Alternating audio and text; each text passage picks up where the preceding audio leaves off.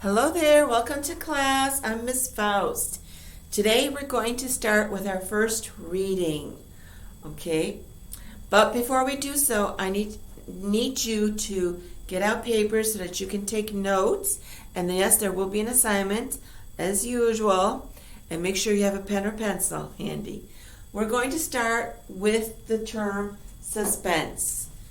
Okay? Because our story will deal with that concept. So I'm going to go over two different definitions. They're very similar, but there are so many definitions out there on suspense. I picked two. I want you to be aware of them, just in case. You never know what's coming up down the road. The first version, suspense is the tension that is created when the reader does not know how a situation will be resolved. Think of your mysteries. Think of your thrillers. Think of suspense movies. You're sitting there going, oh my gosh, what will happen to the victim? Is she going to make it? Is the detective going to come in time to save her? So you're always wondering, what's going to happen next? What's going to happen next? What's going to happen next? How will it end? That's exactly what suspense is all about. Another version of the definition, suspense is a growing feeling. And isn't that the feeling you have? It just keeps growing and growing and growing. Of anxiety and excitement. Oh my gosh, will he make it? That makes a reader curious about the outcome of a story.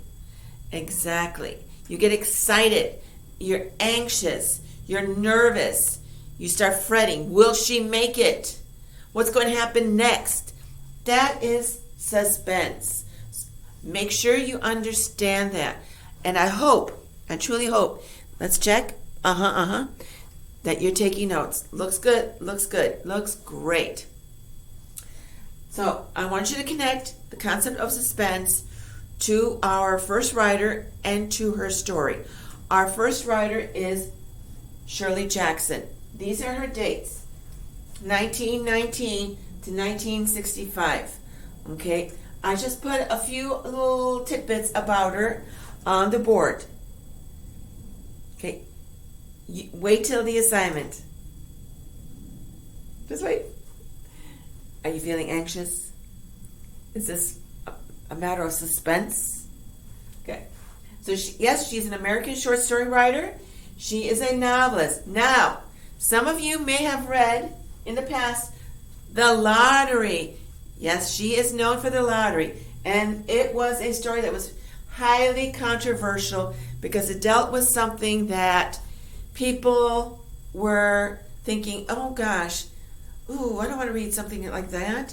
I don't want to ruin the story for you or anything like that. If you like suspense, I recommend The Lottery. It is a very good short story. It has a great point to it. Okay? Now, here's a wonderful quote. Often relying on supernatural themes, she was known for tackling provocative, chilling subject matter that was culturally incisive. In other words, it created problems and held metaphors for how people dealt with differences. Yes, how people dealt with differences. She tended to focus on, in her books, in her short stories, on the female character. Quite often, the female, depending what story, what novel, you would have a female that would be a victim. Okay, but by the end of the story, that victim may no longer be a victim. Okay, she tended to deal with characters that, again, females that were not mentally strong. They had issues. Quite often, they did things that they wouldn't have done if they had been mentally strong. All right, so a lot of this tended to get people, critics out there going, no, this is not something that we write about, especially not if you're a female writer. Okay, people want to read happy things. So a lot of her work is not exactly happy. Okay, so I'm just giving you a little tidbit about her. Now, her one work, let me get a little back up here. Okay, the story, she has a story that was actually based on a true event. that happened to a girl who went missing. Okay, and it happened to be called The Missing Girl. So yes, she again focuses on the female character. She herself was a strong person, despite the fact that she had a really not a very great relationship with her mother. Okay.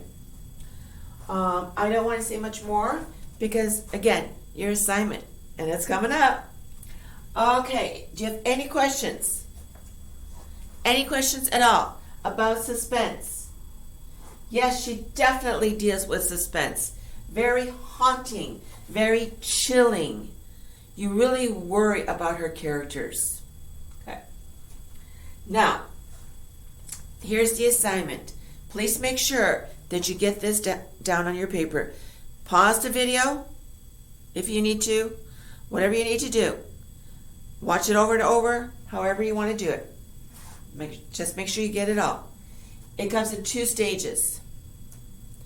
Okay. The first part is, I want you to research Shirley Jackson. You might say, well, Miss Faust, you already told us about her. There is so much more. I want you to learn some more about her. She's a fantastic writer, and you can tell from her dates, she did not live very long. Okay, but for the time that she did live, she wrote many, many short stories, has quite a number of books. You can go to Barnes & Noble and find her books. Okay, just remember, they're very haunting, very chilling.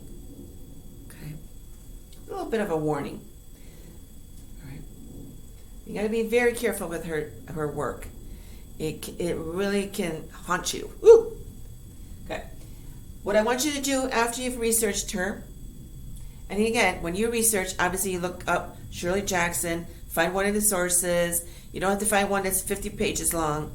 Find one of the short sources, but find out something about her life as a youngster, her family relationships, then when she got married, having children, her relationship with her husband, as with her mother, wasn't the greatest.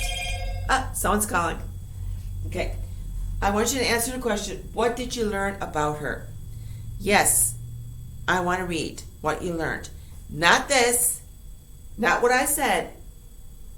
Unless you're working off of what I said and giving me more information, that's fine. But I want to see what you learned from a source. And you could even put down the name, Britannica, whatever.